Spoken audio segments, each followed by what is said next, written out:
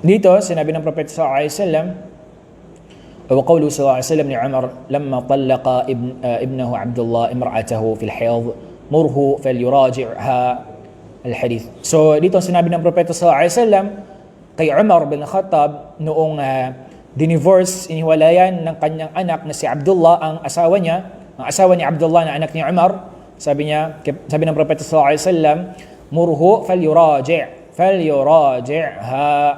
Sabihan mo yung anak mo na si Abdullah ay balikan niya yung kanyang asawa. Okay? Big sabihin hindi acceptable, hindi katanggap-tanggap yung talak na iyon kapag ang babae ay nasa buwan ng dalaw at siya ay may nifas. Pangalawa, bawal sa babae na siya ay magsala kapag siya ay may buwan ng dalaw. Okay? Dito, sinabi ni Rasulullah SAW ni Fatima bint Abi Hubaysh, إذا أقبلت الحيضة فدعي الصلاة. Dito sinabi ng Propeta Muhammad kay Fatima na anak ni Abi Hubaysh, sabi niya kapag dumating sabi niya yung haid mo ay iwan mo ang sala. Ibig sabihin huwag mong isagawa ang sala. So ito ay dalil na binagbabawal sa babae na magsala siya kapag siya ay magsala kapag siya ay mayroong buwan ng dalaw. Okay. Pang-apat yung saum. Pag-ayuno. Bawal sa babae na mag-ayuno.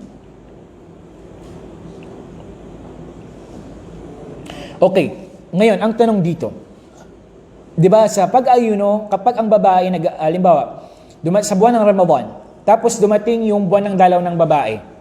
So, diba, kailangan niyang palitan yung days na hindi siya nakapag-ayuno. Pero sa sala, bayaran pa o hindi? Okay, hindi na bayaran yun. Kasi mahirap yun kung bayaran pa. Okay, mahirap kung bayaran. Imagine 7 days times 5 mo.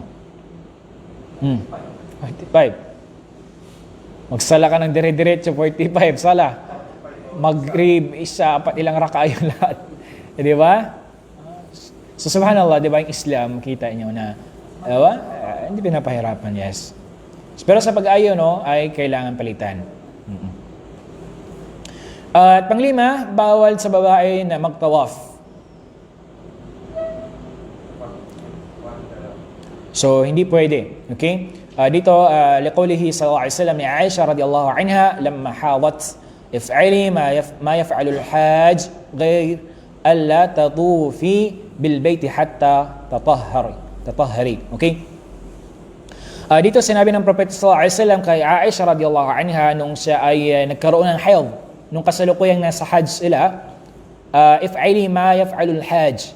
Sabi niya, gawin mo ang lahat ng ginagawa ng mga nag-hajj maliban lang sa pagtawaf. Ibig sabihin, halimbawa, ano ba yung ginagawa ng mga nag-hajj?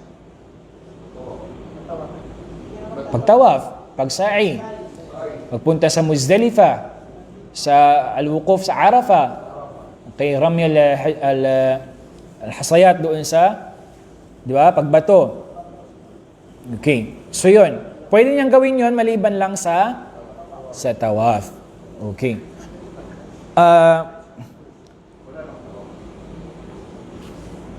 Pang-anim, qira'atul Quran.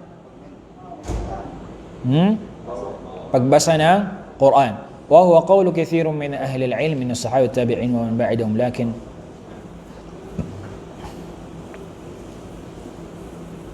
so yun ang originally sabi ng muallif ng book na ito, ng author, sabi niya ang karamihan, majority ng mga scholar mula sa mga pantas sa Islam alam, mula sa mga sahaba at tabi'in, yung mga sumunod sa kanila, wa man ba'dahum, at sino pa yung mga sunod sa kanila,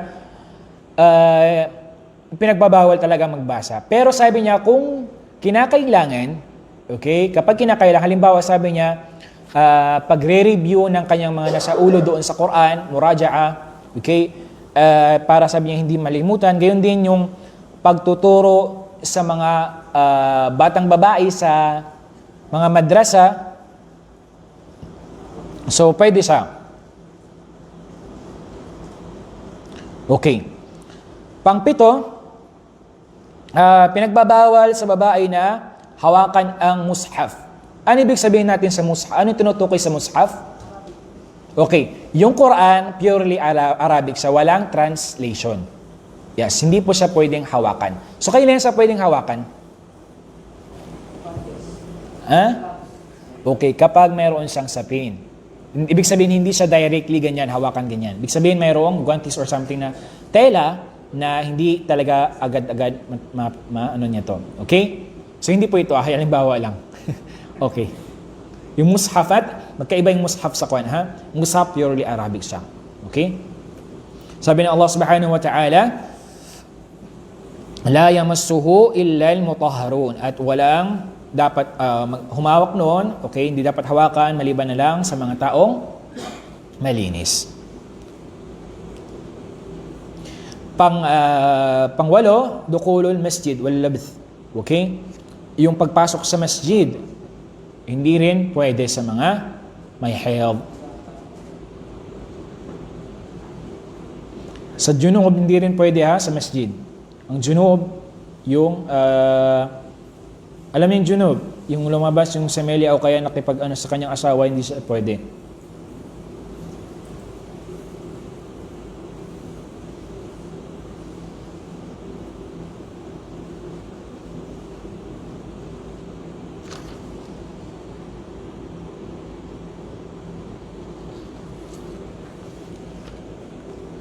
Okay.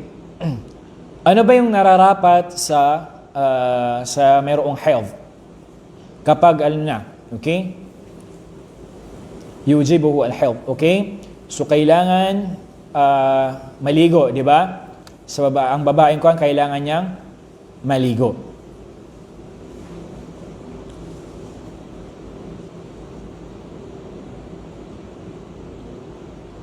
Kailangan din siyempre sa babae kailangan akil balig na siya. Akil balig kapag meron na siyang kuwan. Okay? Bago magiging katanggap-tanggap.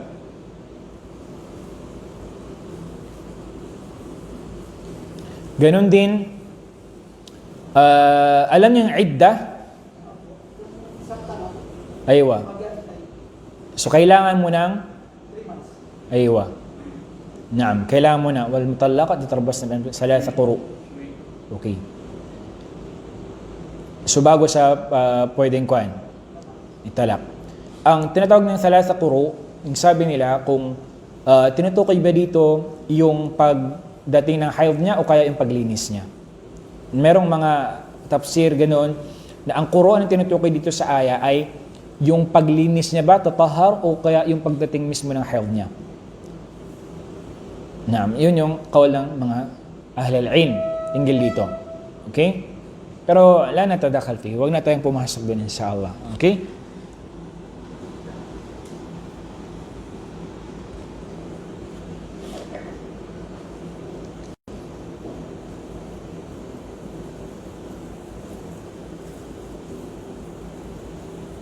Okay dito.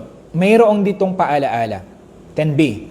إذا طهرت الحائض أو النفساء قبل غروب الشمس لزمها أن تصلي الظهر والعصر من هذا اليوم. Okay. Pakinggan niyo ito ng maayos. Ito yung kalimitan hindi na isasagawa o kaya hindi alam ng karamihan.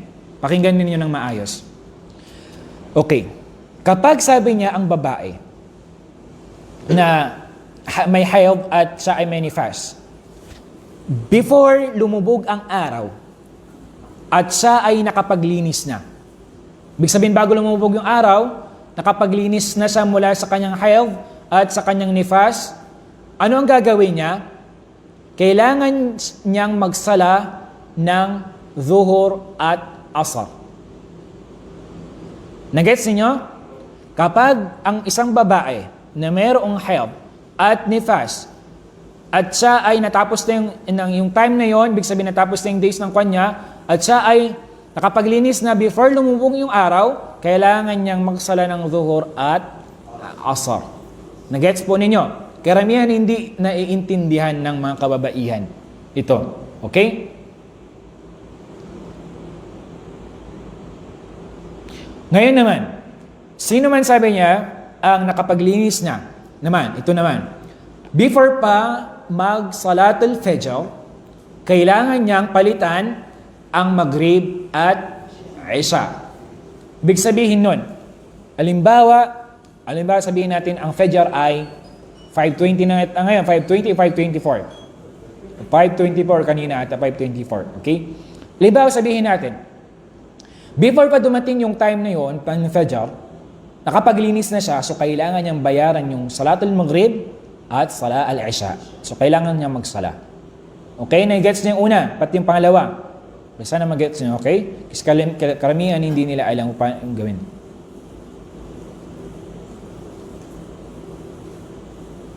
Okay. At ito ay nag-ittifaq mismo ang, ibig sabihin, nagkasundo mismo ang tatlong madhab na sa Imam Malik, Imam Shafi'i at Imam Ahmad. Okay? Okay. Dito, kunin natin yung aqal nifas wa aktharuhu, yung minimum at maximum na nifas, yung days. Okay? La hadda li aqalli an nifas. So, walang limitation sa mudda, yung sa time ng nifas. Wala talagang parang fix, ganon. Okay? Liannahu lam yarid fihi tahdid. Dahil sabi niya ay wala namang nabanggit na merong fixed days. Okay? Faraja'a fihi ila al-wujud wa qad wajada qalilan wa kathiran wa aktharuhu 40 yawman. So, karamihan sabi niya parang na-observe nila na talagang 40 days. Okay? Pinaka minimum. Okay?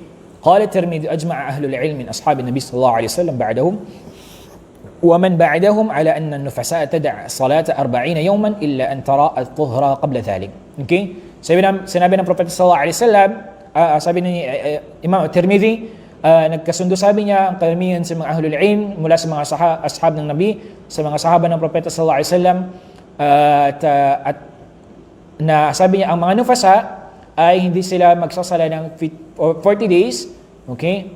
Maliban na lang kung talagang natapos na yung kwan nila. Okay? فتغتسل وتصلي ولحديث أم سلمة كانت النفساء على عهد النبي صلى الله عليه وسلم تجلس 40 يوما. Okay. So